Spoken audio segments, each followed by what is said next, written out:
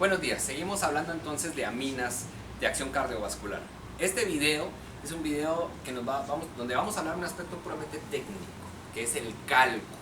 El cálculo es importantísimo, tener bien claro los datos de dónde viene todo este montón de números que debemos de calcular y no solo una fórmula. Por eso es que lo vamos a explicar muy despacio. Pero desde ya lo digo, si tú eres un estudiante de medicina que estás empezando a aprender y a entender de las aminas, puede que este video no sea tan funcional para ti.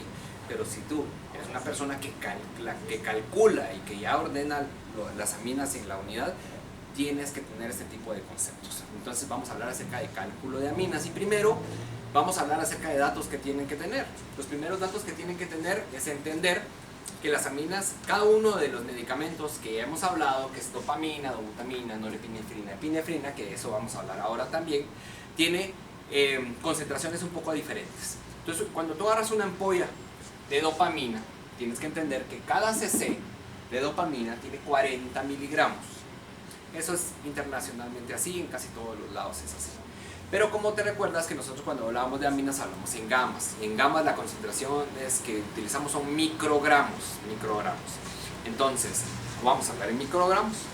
Dopamina, un cc tiene 40 miligramos, que son 40.000 microgramos. Dobutamina, un cc tiene 10 miligramos, que son 10.000 microgramos. Norepinefrina y epinefrina es la misma concentración que un cc, ambas tienen 1 miligramo, un cc 1 miligramo, que son 1000 microgramos. O sea, un cc tiene 1000 microgramos. Esas son las ampollas, es cuando tú agarras la dopamina o cualquiera de las aminas pura. Sin embargo, cuando lo vas a administrar ya al paciente no se la pones pura, siempre hay que diluirla. Y nosotros la vamos a diluir en dextrosal 5 especialmente, ¿verdad? Es lo que más está recomendado para dárselo a los pacientes. Entonces vamos a hablar de dextrosado 5 cuando pongamos diluyente. Y eso es para ponerla menos espesa, menos concentrada. Tenemos que saber que hay concentraciones recomendadas internacionalmente y tratamos siempre de mantenerlas. O sea, lo más espeso que tratamos de dejar las aminas es a esto. Que por cada cc de dopamina, tú al menos deberías de ponerle 6 cc de diluyente, de dextrosal 5. Por un cc de dopamina, 6 cc de diluyente. Puedes ponerle más, no hay problema. Pero al menos deberías de ponerle 6. De dobutamina por cada cc deberías de ponerle un cc de diluyente, o sea, esa se puede poner más espesa. En un cc de dopamina, un cc de dextrosal 5, eso estaría correcto. Puedes ponerle más, insisto, pero idealmente no menos. Norepinefrina y epinefrina, la recomendación también de la dilución es similar, que es que por cada cc puro de epinefrina tú le tienes que poner al menos 9 cc de diluyente, 1 en 9. Puedes ponerlo más, sí, seguro, puedes ponerle más diluido, pero idealmente no más espeso, porque eso puede causar cierto tipo de complicaciones tanto en la infusión del medicamento como efectos directos orgánicos en el paciente.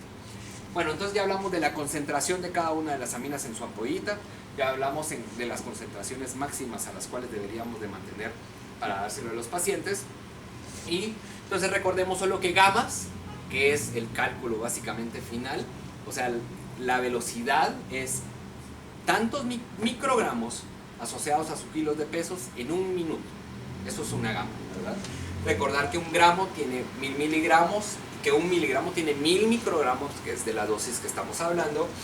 Y un dato muy importante es la unidad de tiempo, que cuando nosotros tratamos de calcular inicialmente las aminas, vamos a calcular infusiones para muchas horas. Y una constante que usamos es un día entero, que un día entero de 24 horas tiene 1440 minutos.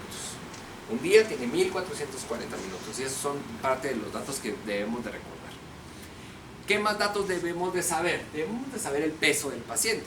Ya dijimos que la fórmula asocia los kilos, entonces debemos de saber el peso del paciente. Debemos también de recordarnos que la forma en la cual le damos estos medicamentos es una forma continua. Son unos aparatos que son unas bombas de infusión continua o unas perfusoras continuas que todo el tiempo le están dando medicación al paciente, pero que tienen una velocidad a la cual tú la programas. Y la velocidad es en cc por hora, o sea, mililitros por hora. Esa es la velocidad a la cual funcionan en estas máquinas. La velocidad de infusión en cc por cada hora. Ahora, el aforado. Cuando hablamos del aforado nos referimos a la cantidad total que te va a quedar a ti para darle al paciente. Tratamos de que, ya dijimos que el diluyente sea dextrosal 5 y tratamos de que el aforado total sea múltiplos de 24. Más adelante vamos a explicar por qué tratamos de hacer eso. Voy a poner un ejemplo, ¿verdad? Si yo le pusiera dobutamina a un paciente y el cálculo ya al final me sale que yo le voy a poner 4 cc de dobutamina, entonces ahora yo me pregunto, bueno, ¿cuánto de diluyente le voy a poner? Bueno, pues yo voy a tratar que mi dextrosal 5 total, ¿verdad?, sea una cantidad para que me dé idealmente un múltiplo de 24. Entonces si yo digo, bueno, le voy a poner 20 cc de dextrosal 5, 20 más 4, 24. Este es un múltiplo de 24, ¿verdad? Ahora miro, bueno, esta relación de dobutamina y diluyente es adecuada para las concentraciones. Sí, porque la concentración máxima recomendada es 1 en 1 y aquí le estoy poniendo 5 cc casi de dextrosal 5 por cada cc de dobutamina. No sé si me entendieron esto. Es la relación entre los 4 cc de dobutamina y los 20 cc de dextrosal 5. Esto es la relación. El aforado es este número final, la suma del diluyente con el medicamento. Estos cc total, ese es el aforado. Entonces, este ejemplo yo lo puse aforado 24 cc totales. ¿Por qué es importante tratar de ponerlo en múltiples de 24? Sigo con el ejemplo. Ahora, como se recuerdan, nosotros ponemos las velocidades de difusión en cc por hora. Entonces, si yo tengo 24 cc totales para pasar en un día, porque ese ya fue mi cálculo que yo ya hice, ¿verdad?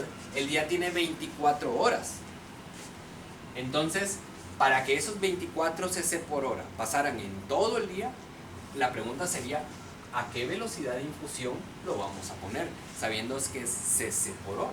Bueno, entonces la respuesta, espero que lo vayan haciendo, si tienen 24 cc para pasar en 24 horas, es una división, 24 cc de 24 horas, la respuesta sería 1. 1 cc por hora.